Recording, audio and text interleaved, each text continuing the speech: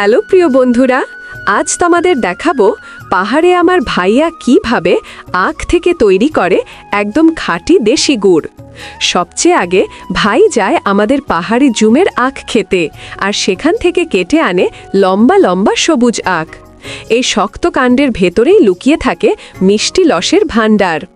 বাড়ি ফিরে ভাই প্রথমে আখের ওপরে শক্ত খোলটা ছাড়িয়ে নেয়, আর ভেতর থেকে বেরিয়ে আসে সাদা টচটচে রস ভরা আখ।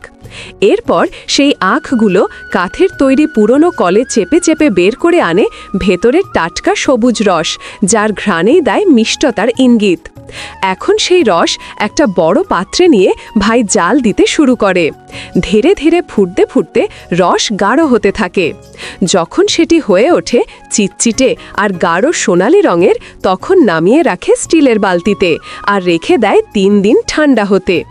3 দিন পর যখন অতিরিক্ত তরল ফেলে দেওয়া হয়, তখন দেখা যায় ঝকঝকে সোনালি রঙের খাঁটি গুড়। প্রজন্মের পর প্রজন্ম ধরে আমাদের পাহাড়ে এভাবেই তৈরি হয় খাঁটি দেশি গুড়, যা চা, পিঠা আর মিষ্টান্নে এনে দেয় অনন্য স্বাদ